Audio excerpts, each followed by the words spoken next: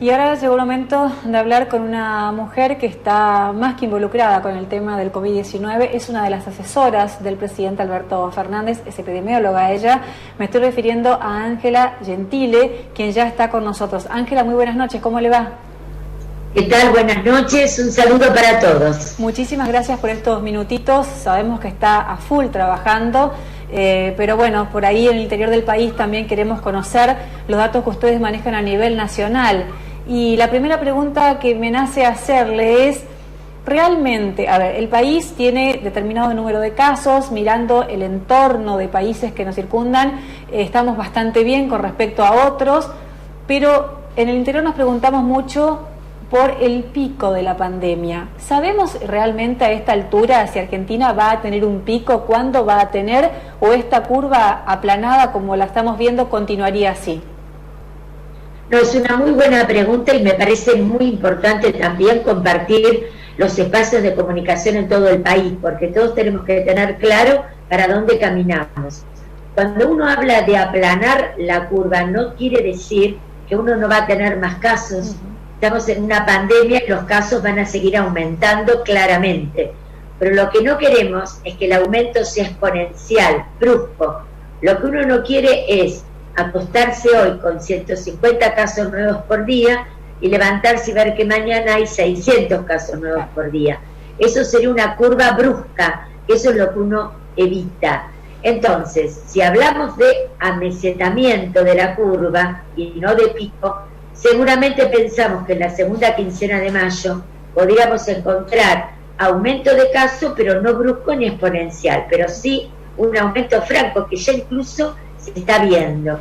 El otro concepto importante es que no es lo mismo lo que está pasando como situación epidemiológica en el área metropolitana, en lo que es capital y conurbano, donde realmente está más del 70% de los casos tenemos. En este momento una situación muy desafiante porque hemos tenido y estamos teniendo casos de zonas muy vulnerables como son las villas. Mientras que hay otros lugares del país con otra situación totalmente diferente, muy pocos casos, algunas provincias sin casos directamente, o pequeñas ciudades, lugares más periurbanos, donde uno puede flexibilizar actividades. Por eso es que es resorte de cada gobernador, de cada jefe de gobierno con su gabinete, trabajar con un ojo mirando la flexibilización y con el otro mirando la situación epidemiológica. Y de el equilibrio entre ambas situaciones es como hay que ir flexibilizando.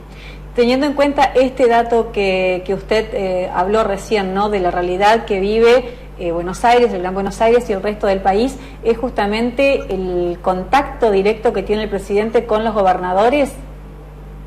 Claro, muy importante ese contacto, porque obviamente uno como experto da una visión sanitaria, pero en una pandemia hay mucho más que una visión sanitaria, económica, social, gremial. Entonces me parece que es clave la reunión, que son los que en última instancia definen la situación. Simplemente nosotros damos un marco normativo, no definimos nada. Colaboramos y le damos el marco académico, epidemiológico, y luego se irán tomando las decisiones que se consideren más adecuadas. Pero creo que hasta el momento realmente la curva es satisfactoria, las cosas están bien, no hay que ser exitistas, pero están bajo control. Basta mirar lo que pasa en Brasil, que no ha hecho cuarentena precoz, sí, y que no guarda medidas de distanciamiento. Este es un virus nuevo, un virus difícil, de mucha transmisibilidad, y si uno no hace cuarentena y hace distanciamiento, uno ve las cosas que van pasando en los países donde realmente esto no se hizo adecuadamente. Así que me parece que este es el camino.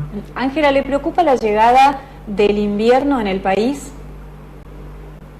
Bueno, me preocupa, más que preocuparme, me ocupa, porque el virus es un virus respiratorio. Como todos los virus respiratorios, las bajas temperaturas ayudan. Y por otra parte, al ser un virus nuevo, nadie en la población tiene anticuerpos. Estos son dos hechos claros que los tenemos que tener en cuenta.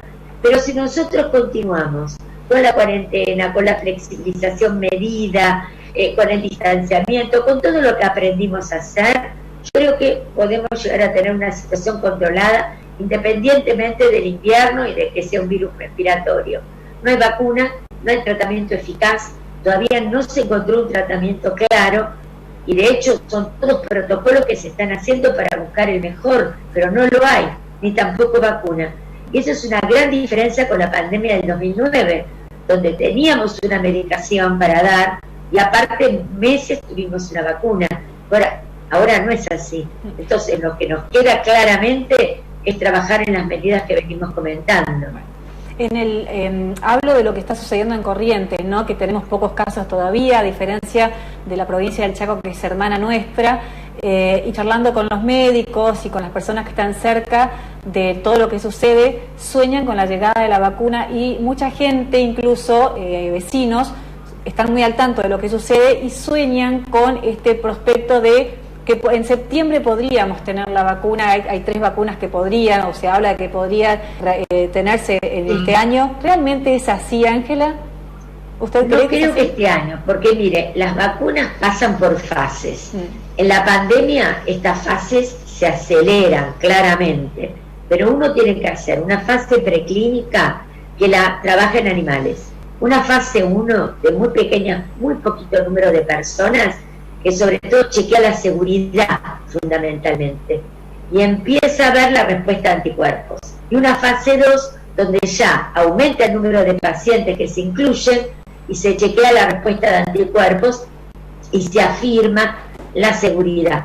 Hasta que se comienza una gran fase 3, que son miles de personas a los cuales se le vacuna siempre con un consentimiento informado, bajo protocolo. Acá seguramente las etapas se van a acelerar, pero recién estamos en fase 1. Algunas vacunas vacunando grupos pequeños de personas y otras todavía en fase preclínica.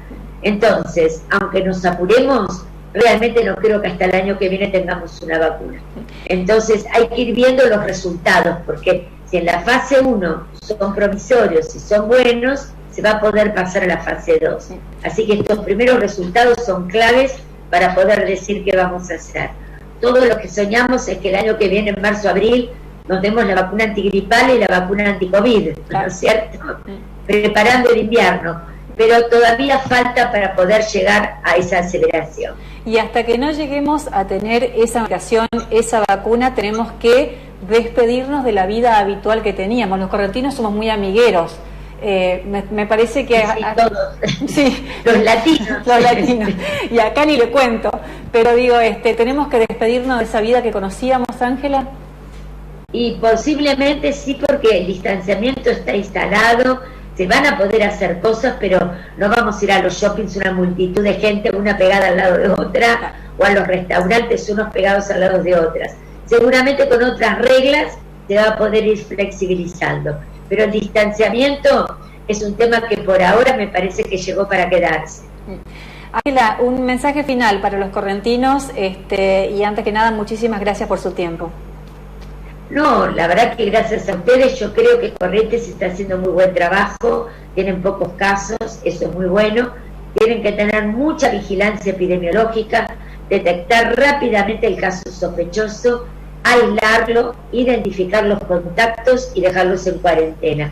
Si eso se hace bien, van a seguir realmente como una curva muy aplanada, prácticamente con muy pocos casos, y eso les va a permitir poder ver en movimiento otro tipo de actividades que obviamente son muy importantes, no solo desde lo emocional, sino también desde lo social y económico. Así que me parece que ese es un camino bueno que se está haciendo. Muchísimas gracias y seguramente la estaremos consultando nuevamente. Muy amable. Gracias a ustedes.